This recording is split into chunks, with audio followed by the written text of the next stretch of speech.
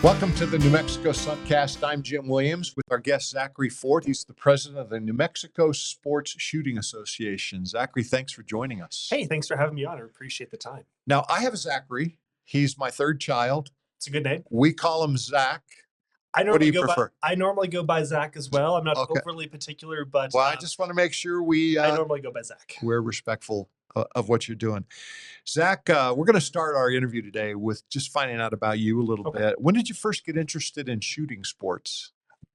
So my journey, I guess, to being president of NMSSA, as I like to call it, is maybe a little different than people might envision. I really didn't grow up around firearms as much as people. I have a few experiences here and there with firearms when I was a kid, but I really didn't actually grow up around guns that much. I didn't own a firearm until I was well into my 20s personally. But kind of what happened was I was actually kind of more on the political side of things, so to speak. I kind of knew some people, kind of knew generally how things worked. And then around 2017, a friend of mine who was actually working for the National Rifle Association, he came to me, he said, Zach, we have this state organization called the Mexico Shooting Sports Association. Things are starting to really turn for gun owners in the state of New Mexico, whereas historically New Mexico had always been a very pro-gun state, but things were starting to kind of really change right around that 2017, 2018 timeframe. And he said, would you be willing to, get involved and run this organization? And to be really blunt, I was really unqualified to become president of NMSSA when I first did back, I guess, in early 2018. But I was the one thing that made me qualified was I was willing to learn, I was willing to do the work and step up. And I think in some ways, the only reason that they were willing to take me is kind of the organization was somewhat defunct back in that time frame, 2017, 2018. So they were willing to take a risk on me, and I was willing to step up and do it. And here we are today. It's been tremendous to see the growth that NMSSA has had since then. I wish I could say I did it all myself, but there have been so many great people have stepped up and kind of helped out on stuff now, and just really incredible to see. I was talking with our executive director the other day about NMSSA and everything we've done. It was like, we're in a whole different place, from where we were, from what we're able to accomplish, what we're able to do as an organization. And I think gun owners of New Mexico are better off for it because we've been able to effectively advocate for gun owners in the state of New Mexico. Well, you talk about, things were changing in the landscape in New Mexico. We're going to spend most of our interview talking about that, but just a little bit more about you. Do you compete in shooting sports or do you shoot recreationally? I mostly just shoot recreationally. I'm not a competitive shooter. We have a lot of other board members who are, so they would be way better than me if I ever went out to the range with them. And I have gone to the range. We've gone through some different drills. Just stuff that you would do in a competition, but I've never actually done a real actual shooting competition. People keep bugging me like, "Hey Zach, come on out, come do this." I just haven't had the time to go do it. But one of these days I'll get out there and do it. But I'm actually really not a competitive shooter. I mostly just shoot recreationally. But we have a number of people who are. As I look around the state, I didn't actually realize until I got involved in shooting a little bit. I really have appreciated the safety training and just the emphasis on discipline, which makes it fun. Yeah. And I'm going to ask you a question later on in our interview about a lot of people that are maybe ambivalent to guns, or maybe they're even a little bit against them, but they've never had any exposure. We'll talk a little bit later about possibly involving those people and learning about, and because I think they'll have a different opinion, and maybe not, but at least they, got exposed and had an experience about that. Did you choose New Mexico? Or did New Mexico choose you? New Mexico definitely chose me. I was born here. I've lived my entire life here. Albuquerque and Portales are the two places I've lived. So I'm a lifelong New Mexican. I love it. I'm a lifelong New Mexican as well. I was born in Albuquerque. I spent about a year and a half away. So being away, I traveled to Canada and other places around the world playing basketball. And, I spent a little time looking at places, had a great experience, but I love New Mexico. Yeah, I do too. Do you get sometimes frustrated, as you mentioned, political, a lot of things that you do? We should talk about the New Mexico Sports Shooting Association. You're a 5014 Yes, we are a organization, 501(c)(4) organization but at that's a NMSSA. nonprofit. Yes, so we're a not-for-profit organization. However, we're not a 501(c)(3), which is more of like a charitable type of organization. So if you make a donation to a 501(c)(3), you can write it off on your taxes. Sure. Donations to 501(c)(4), you are not allowed to write it off on your taxes. Now, the advantage is that 501(c)(4) organizations are allowed to get more involved in like the legislative process and things like that. Although I just saw the Supreme Court the other day, actually, or not from the Supreme Court, from the IRS, there was a court filing at a federal court from the IRS that actually talked about potentially allowing C3 organizations to get more involved politically. So we'll see where that goes. But as a 501(c)(4) organization, we are allowed to get involved in the legislative process and to advocate for what we believe is our constitutional rights. I mean, all that we're doing is advocating for what we strongly believe that the United States Constitution says and what the state of New Mexico Constitution says. That is all we're advocating for, is purely what is in the Constitution at both the state and federal level.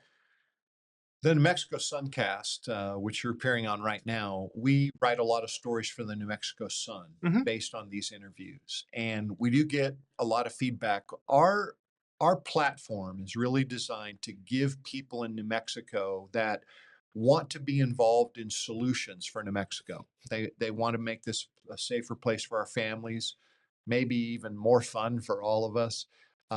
Take advantage of the beauty, take care of our landscape, take care of our natural resources, but also thrive financially. And regardless of the side of the aisle that you're on, we want to give everybody a voice. Now, what we don't want is we don't want to ask complainers to come on and complain. If somebody has something to say that's constructive, that's an idea about how to make things better, even if it's against what Zachary Fort says today. And I want you to expect that. And I kind of, before we started, I prepared you Yeah. for that, and you said, Jim, I get it. That's why you're here, right? Mhm. Because you expect there to be a dialogue. And I hope that people will feel free to have dialogue about everything that you say today, because I know as soon as they do that, this is selfish, you're going to come back and answer their questions that they brought up, right? Mhm. Whatever objections, you're going to come back, and then they're going to come back. And so that just makes it easy for us to have a podcast, write more stories, right? Yeah. But ultimately, it's not all about that. It's about actually having a discussion and us coming to some consensus. So the New Mexico Shooting Sports Association is a 501(c)(4). It's a nonprofit.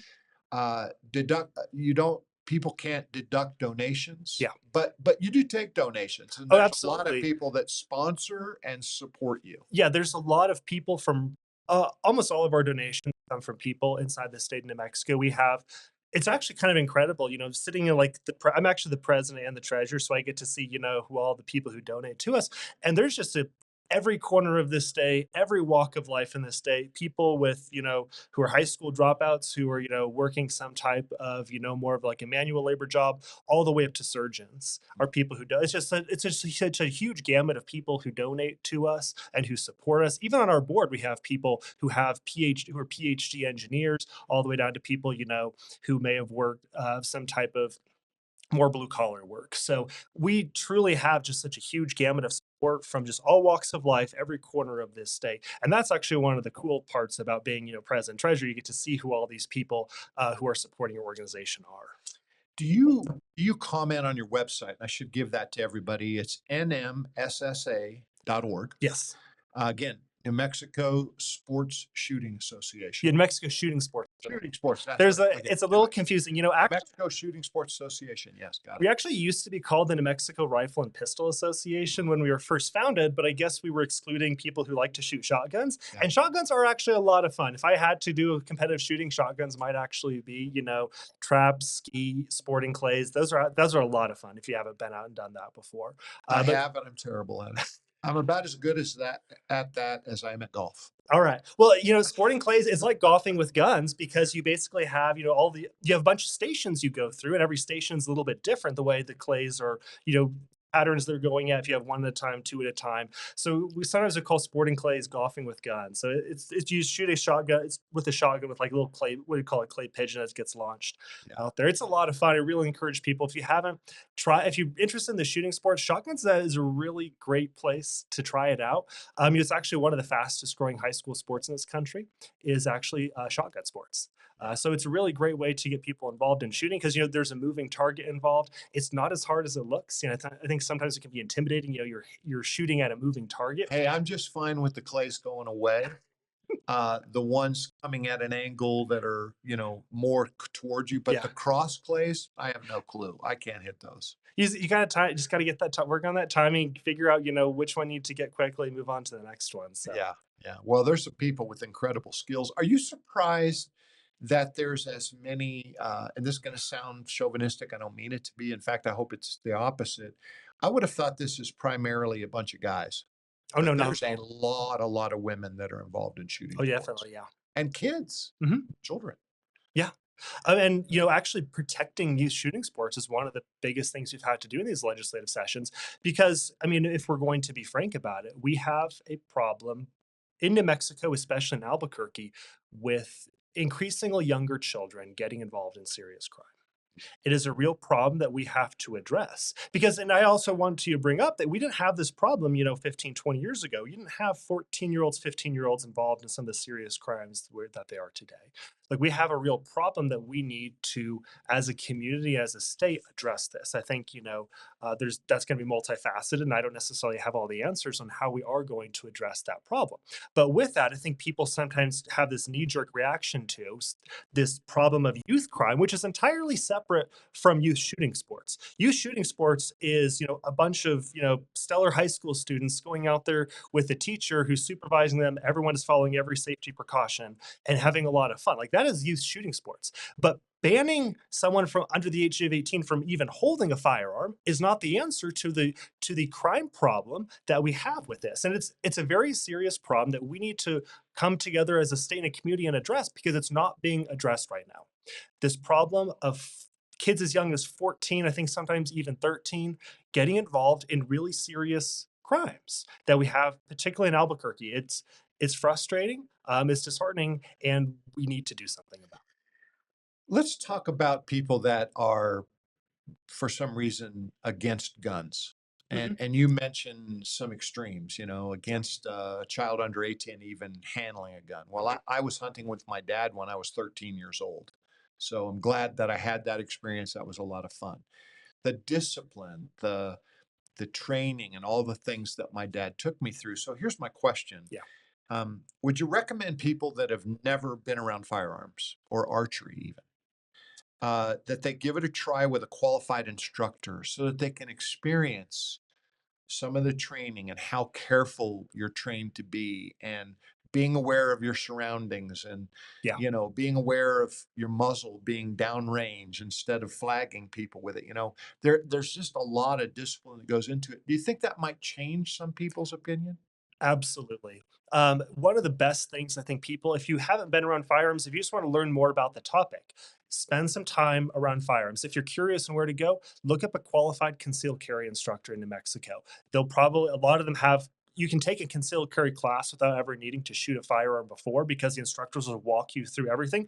Just tell the instructor, this is my first time around firearms. And I guarantee that instructor is going to be really happy that you're there and they're going to be really happy they're going to show you how to shoot a firearm properly. Actually, because one of the things that happens with concealed carry instructors, if you have somebody who learned to shoot the wrong way before, that they come into your class, they're doing all these things that they shouldn't be doing. So if you take somebody who's never actually shot firearms before and show them the exact right way to do it the first time, you're going to be really good. In fact, I think people sometimes underestimate how good they can actually be their first time. If you're taught the first time you shoot firearms, if you're taught how to do it correctly, you'll actually be really good at shooting. It's just because you haven't had the opportunity to pick up bad habits from people who may not have been as knowledgeable about them. Can't you learn how to handle a firearm correctly, a handgun, for example, by watching movies? No, I mean, that's tongue in I cheek, mean right? it is tongue It's in kind of cheek. scary because the way Yeah, they do things on the television. way firearms are portrayed in movies is it's pretty bad, to say the least. It, There's a lot of things that are really unrealistic about it, and quite tragically, the lack of knowledge around firearms on movie sets is we saw that what happened in New Mexico, where yes, Alec Baldwin shot and killed somebody, yes. and it does not appear that he's ever going to spend a day in jail for doing it. Well, and I think a lot of people have opinions about that, and of course, the armor was involved. I still have a hard time understanding why there's any live ammo on any movie set. There's just various There questions. never should have been. There was numerous safety failures that happened on that set. But I would argue that as the director, as the person in charge of everything happening on that set, that he had a duty of care to everyone else on that set to make sure that things were done properly, because that was not on that set. From the files that were released, that was not the first time there's actually some type of incident, and a safety incident on that set. It was known people were using the quote unquote prop guns that were actually real guns. It's not a prop if it's a real firearm. There are actual prop firearms that cannot discharge a bullet. There are actual prop firearms. These are not prop firearms. But These they are look real firearms. real for So movie yeah, some of them purposes. may look very real, but these were not prop firearms. They were real firearms. They had live ammunition on set. He had a duty of care that he did not fully execute. Well, and unfortunately, there was loss of life, and that family is just devastated. Um, Talk to us a little bit about your website, Yeah, nmssa.org, the New Mexico Shooting Sports Association. What yeah, is there for people to glean that definitely. can't? Uh, they want more information after watching this. So the best thing you can do if you go to nmssa.org is there'll be a little pop-up box that asks you for your name and email address. That's for our newsletter that we put out every single Do week. you sell that information? No, that information doesn't go to anybody. That information doesn't. Okay. Nobody else gets that So it's information. a It's private way for you to yes. get regular notifications about What legislation and yes. other things that you're So putting out. you'll get a weekly newsletter that's totally free. It has news about what's going on in Congress and the state of Mexico. And during the legislative session, we're sending out alerts on basically a real-time basis on what's happening on key bills as they move through the legislature. So during the legislative session, you'll get emails more than once a week. We try not to send more than once a week on a regular basis because we don't want to just bombard people's email inboxes. But you'll get a weekly email. It has information about fundraisers that we're doing. What's going on federally, other stuff that's going on. And that information is totally free. We want everyone in the state who cares about firearms to be on that subscription, to be on that alert list. What are some of the issues that came up in our recent legislative session? So the last couple legislative sessions are kind of what I kind of call the kitchen sink sessions, because they just threw every single idea they possibly could. Anything with banning someone who is a minor from even handling a firearm, to outlawing certain types of firearms, to trying to increase civil liability on firearm manufacturers and retailers to try to basically push them out of the state so they can't sell a firearm in New Mexico. There was just every single gun control idea they could possibly have gets introduced now. So typically, we're actually tracking anywhere from 15 to 25 bills during a given legislative session that deal with firearms in some way, because we also have to really kind of expand what we do, because we look at things very comprehensively. So anything that deals with all the way with domestic orders of protection and domestic violence cases, because you're not allowed to have a firearm if you're under a domestic order of protection. We have to look at what's going on with that, with any bills with that, because any changes to that could impact people's ability to have or not have a firearm. So anything that's firearm related, anything that's also hunting related too. There were some changes to the game commission that went through this past session. We did not take an explicit stance on those changes to the game commission that passed. I know there were a number of hunters groups who were largely opposed to it. We did not take a formal position because it didn't act, because the way it was dealt with the structure of the game commission. But it's stuff like that that we have to pay attention to. So a lot of times we're tracking a lot of bills in a given legislative session.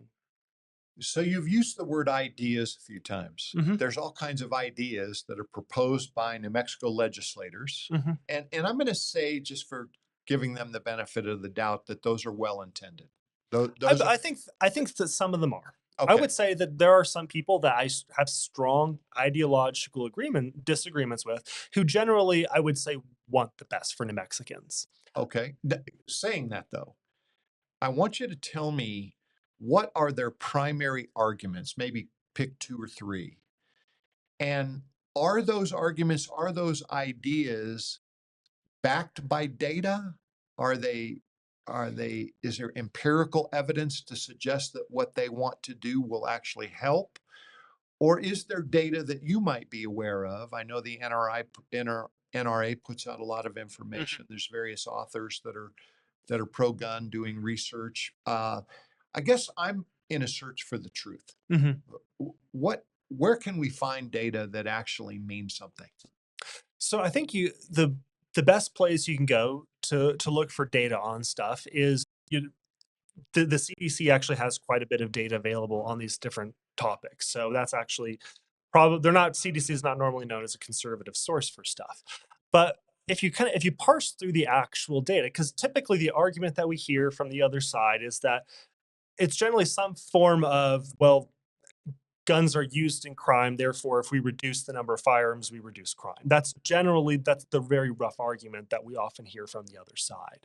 But I think when you actually parse through the data, you'll actually find that higher crime areas actually have lower rates of firearm ownership. Typically the higher crime areas are your more metropolitan areas. Metropolitan areas have much lower rates of firearm ownership as opposed to rural areas. Rural areas tend to have very high rates of firearm ownership and typically much less crime. This is true in New Mexico. This is true all over this country. And that's kind of one of the key data points we push back at is like, well, if there's not in fact, if anything, there's a negative correlation between rate of firearm ownership and crime rate when you look at how things are balanced in terms of firearm ownership rate in kind of more metropolitan areas versus more rural areas, because rural areas tend to have very high rates of firearm ownership and lower crime compared to more metropolitan areas. And I did in preparation for this interview, I was reading Dr. Lott put out a book, Mhm. More Guns, Less Crime. And it's interesting when you read a book like that, then you can go to the current literature and there's 100 different people dissenting against what they say. But the difficult for me, and I have a college degree, I understand research. I couldn't really find what I thought was reliable research. A lot of people with opinions, but there's a lot of people like for example, I think on the NRA website, I read that there are um, for every one crime committed with a gun, there are 3 to 5 times as many people that use guns. These are citizens. This is not counting law enforcement, Mhm. but there's 3 to 5 times as many people that use it to actually deter crime or to stop crime. Yeah, so part of what goes into that is most of the time when a firearm is used to deter a crime, you don't actually shoot the firearm. Because and so that may or may not show up in police reports is because if you discharge a firearm in defense of yourself or someone else, yeah, that's going to be on a police report. But a lot of times when a firearm is used to deter a crime, that may not necessarily show up in a police report because you may have someone presenting some type of threat to you. A firearm is presented, the other person says, "Okay, I don't want anything to do with the situation," and moves on away. So that is kind of what goes into that is a lot of times if when a firearm is used to successfully deter a crime, you don't actually a shot is not actually fired. Do you hope at some point that you're not going to get all stressed out in January and February at the New Mexico legislative session because gun owners won't be attacked? I mean, will the results of your work ever bring us to that point? That I mean, that's hopefully the long term outcome that we're looking for. We would love to be left alone. But at the same time, we realize that there's a well-financed opposing side that we have to deal with, and they're going to keep coming back because even in a state like Hawaii, New York, Massachusetts that has every gun control law imaginable, guess what? They still find new ways to bring up new bills every single session. I talk to people out in And do California. they have lower crime rates in California because they have more gun control?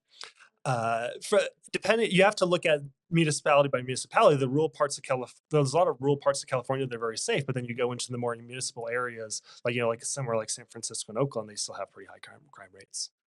Yeah, and I don't think there's a real correlation between removing the guns from law-abiding citizens. Yeah. At least I couldn't find any. There's really not, and I think what I really want to emphasize is the way criminals obtain firearms. It is so far removed the way you or I would obtain a firearm that it becomes when you kind of understand all this, it becomes the debate becomes so meaningless. I mean, right now in Albuquerque, because I've done this before, just past legislative session, there were some bills around this. You If with social media apps, you can find a stolen gun for sale in Albuquerque in under 15 minutes. Wow. It is really quick, it's really easy, no background check, you just pay someone cash and go on. I just wanted, as a quick disclaimer, I have not bought any stolen firearms. I've not illegally acquired any firearms. Just wanna my lawyer would probably appreciate me saying that. But it's really easy to find, like, stolen firearms for sale on social media in Albuquerque. And that's how these kids get guns, because it's kids selling stolen firearms to other kids who use them in the commission of a crime. And so with that perspective that there's no background check, there's no waiting period, there's nothing, they just pay someone cash and walk away with it. And some of this stuff is even highly illegal stuff, like fully automatic handguns, well, handguns with a Glock switch. So these are wildly illegal. And yet some of these kids within 15 minutes on social media can find something for Wow. sale and buy it. That is how far removed. So there's no background check, there's no waiting period, nothing. These kids are just obtaining firearms. So that's how they obtain firearms. So when you understand that, all this debate that you hear in Santa Fe of, well, here's what we need to do on this waiting period. Well, what about this and what about that? It's like it just becomes so meaningless when you understand that the the criminals are not going to go through a waiting period. They're not going through a background check. They're just buying it whenever they feel like it and then just disposing it when they're done with it. Like that's all that's happening here. And until we get serious about stopping and prosecuting property crime in New Mexico, you will never stop the flow of guns to criminals. Now Be- that's an interesting conversation right there because it takes us to one of the things that I've not been able to verify is what are the results coming from the bench at the different from the different courts Mhm. in the state of New Mexico, even the federal court. We elect officials and we have their voting records in the legislature, but you can't really find data about what the judges are doing. Yeah. Why aren't judges being putting people in jail? So that's another conversation that I've got It's a to whole have. other conversation. I think what I want to bring up on that too is it's not just the judge's decision what happens. Sometimes it's the prosecutors too. You know, we have very progressive prosecutors in places like Santa Fe, Albuquerque, and Las Cruces. And if you never prosecute somebody for the crime, the judge is never going to be able to sentence them from the crime if the prosecutors just want to plead out to some kind of deal or just decline to prosecute for whatever reason. And we're in New Mexico. We've put ourselves in this cycle of somebody commits a crime and then they're never prosecuted for it because the hope is that they're just going to improve themselves to be better. But the reality is what we've taught these people is that crime is legal because if you consistently commit crimes and even if you're caught nothing ever happens to you, we haven't made you a better person. We've just taught you crime is legal. Yeah. And that's where we're at in our judicial system in New Mexico right now. Yeah, that's scary. Well, and to verify that, all you have to do is talk to a couple of police officers. Yeah, I Uh, mean, there's the they'll tell you they take people off the street for various things, and they're released an hour later. yeah, I think I've talked to a police officer who arrested the same person twice in a day. Oh, that's just scary. That's just scary. They Well, they were out, so they were basically they weren't going to do anything. They just released them right back out, and they were doing something stupid that afternoon. But that's where we're just at with our judicial system in New Mexico. And there's actually kind of an interesting caveat here that I don't think that people on these progressive prosecutors don't realize. If you never prosecute somebody, they're never put into the background check system, so they can still legally buy a gun. If somebody commits crimes and you never actually prosecute and put it on their record, they can still legally buy a gun. And that's because people they talk about, oh, we need more background checks. We need this. Like you're not putting them in the system anyway because you're never prosecuting them. So what's the point of increasing background of the number of background checks are running if anybody can pass a background check because you're never prosecuting somebody? that And is it's a interesting. question I've never had answered from the other side that I've Yeah, always and been I've not really curious about. thought about the judges and those kind of things until you've brought it up today. Talk to us a little bit about how people in New Mexico, because we're a very diverse state in Mhm. that we have, I would say we have the largest Hispanic population per percentage. Um, we have we have a lot of diversity Yeah. ethnically, but we also have a lot of diversity politically. Mhm. Yet I would say in this state, the majority of people that I know that go to shooting ranges and different things are Democrats. Mhm. Yeah, we have a lot of Democrat gun owners in the state of New Mexico. There's a lot of places, particularly in northern New Mexico, where there's a lot of conservative Democrats, and a lot of them are very pro-gun. Um, there's a lot of legislators on the Democrat side of the aisle that we work with every single session. Well, I bring that up because a lot of people think it's the Republicans, it's the right, it's the MAGA people that want all the guns, but that's not really true in New Mexico. No, I mean, we have we have a very diverse group of gun owners in this state. And the diversity of the state is one of the reasons I love New Mexico. The diversity of, like, the geography of this state, the people of this state, and yeah, we have people from every walk of life, who own firearms, who want to keep their firearms, which is part of why we've been able to kind of have the success we've had, in New Mexico, whereas other states that kind of have a Democrat supermajority of the legislature have vastly more gun control than New Mexico does. It's just because we have so many people, from the our different tribal nations, from a lot of Hispanic Democrats, particularly in northern New Mexico, who've owned firearms for generations, who are hunting families. These are the people that we work with every single session, to make sure that we kind of ensure the best possible outcome that we can for gun owners. The people that are gun owners in the state, do you think they're aware of what's going on in the legislature and how one side's trying to basically stop gun ownership? Yeah, there's I would say there's a pretty good awareness, but it could be better, which is something we're always kind of challenging ourselves on. Is, yeah, within kind of there's kind of this core constituency of people who are very involved, very plugged in, they're there every session. That's awesome because that's who makes up a lot of the people who do a lot of work. But at the same time, I do think there is more opportunities, particularly with people in more rural communities who may not be as plugged in with who may not really even know when the legislature meets, much less kind of what's going on. So that's been one of the things that we've been working on, is getting deeper into these communities, finding so the way my organization NMSSA works is we try to find somebody locally in a community that we want to reach, rather than kind of us going from the outside in. We try to identify somebody in that community who's knowledgeable, who cares deeply about the right to keep and bear arms, and who knows their community really well, knows the different groups, the different hunting groups, where the shooting ranges are. We try to identify somebody in the communities we want to work in and say, hey, do you want to be our liaison to this community? Here's what we're doing as an organization. Here's how you can fit into this. And we've had a lot of success, identifying people who are locally, who are already connected. People already know who they are. They're already connected to the gun stores, they're already connected to the ranges, to the hunting groups. They know what people care about. And that's how we've tried to work, is say, we're not going to come from Albuquerque out to Espanola to try to tell you guys what to do. We're going to find somebody in Espanola who lives there, who's well connected there, who's then going to be kind of our liaison in that community. We'll kind of use the resources we have to support them in their community to kind of get this message out, because that's something we're always challenging ourselves on. That's kind of been our model, for kind of expanding our reach around the state, is don't just come out of the central New Mexico region and tell everyone else what to do. Find somebody who's there locally already, well connected, and work with them, to kind of promote ourselves and bring a higher level of awareness to what's going on. Because when we see people especially who are hunters, who may not even vote, showing up and talking about stuff in the legislative session, that's when legislators, something starts clicking for them. They're like, oh wait, like, this person isn't even registered to vote, but they're talking to me about what's going on. People must be really paying attention to that. So that's one of the really cool things, when we can kind of get those people and engage with them.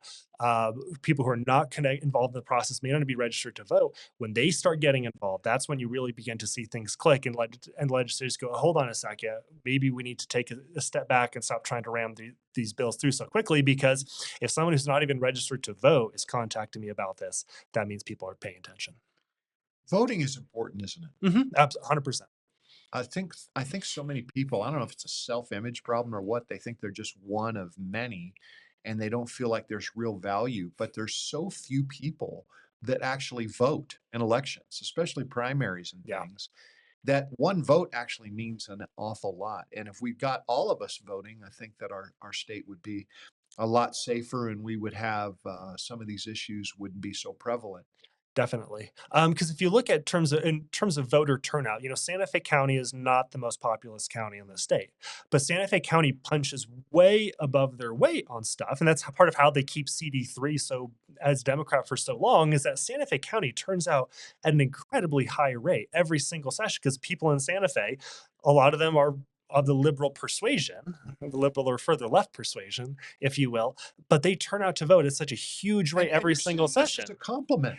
You're complimenting that they're out voting, Yeah, they're they're out there active. every Yeah. single time.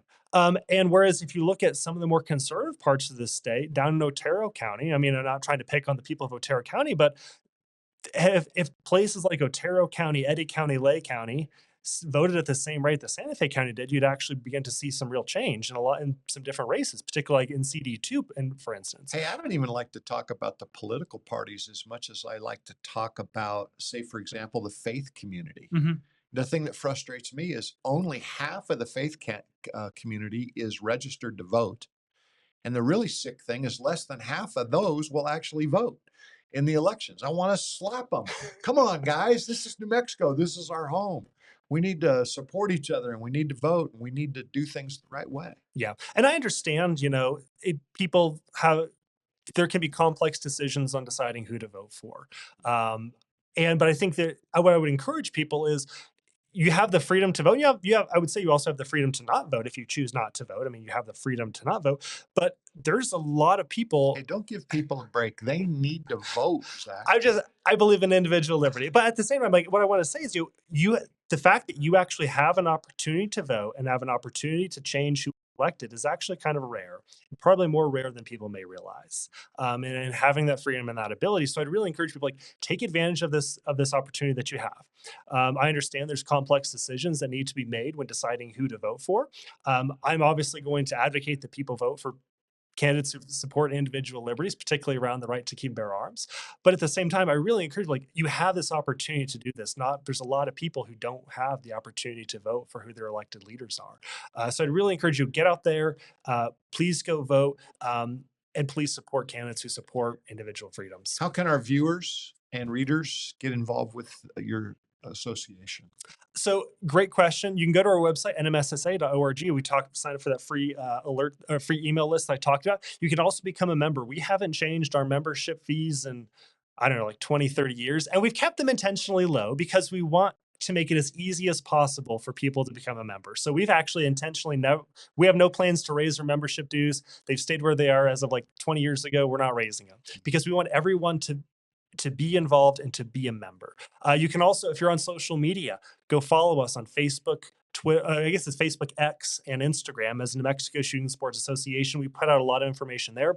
We're doing some fundraisers that are coming up now. I have a comedy show in Roswell on the 18th next week. We're also, Del Norte Gun Club is also sponsoring a shooting competition for us. It's going to help raise money for NMSSA. So we got fundraisers going on. I'll be putting out more information about events, but please get involved, especially if you care about this. We can make a difference in the legislature, but we need everyone to step up and get involved. And I also want to invite people that you're listening to Zach, you hear what he has to say. And if you have something constructive to say, either for or against, we're happy to talk to you. This is what the New Mexico SunCast and the NewMexicoSun.com is about, having the conversation. And I personally think I have taken people to the range, Mhm. members of my own family that weren't necessarily anti gun, but they were a little nervous about guns, and they've gotten more and more comfortable and they have so much enjoyment, and they're like me in that they really appreciate the discipline of the safety and what is taught, so they have a different perspective. People that are carrying concealed or something else are not waving their gun around every time something happens. That's probably a crime. Yeah, and so, I really think people would have a different perspective if they had the experience. Mhm. But I think too, and I'm going to say this, and maybe the gun advocates won't like this very much, but I really believe that people need to train. Absolutely. It's just like driving a car. I remember my children, I have five, they had to put in 50 hours of driving before they were allowed to actually drive the car, and then they had to pass a test and do driver's ed and all of that. So I just like to see people that if you train and you're careful and you have your family involved, I think you'll really enjoy it. Would you agree with that? 100%. And I found that taking people to the range, showing them firearms is actually a really great way to influence their opinion on guns. I have one friend who was a Democrat from California. He's not a Republican today. He's an independent voter today, but he owns an AR-15. Why? Because I took him to the range. I showed him the way this stuff works, and he learned about this stuff. It's like, okay. And today, he's very pro gun today. So it is a really great way if you're looking to convert your friends and family, take them to the range. Zachary Fort is the president of the New Mexico Shooting Sports Association. Their website is nmssa.org. Phone number to the organization is 505-990-1802, or you can send an email to pio at nmssa.org. That's correct. Thank you for joining us, Zach. Thanks for having me on. Good to see you.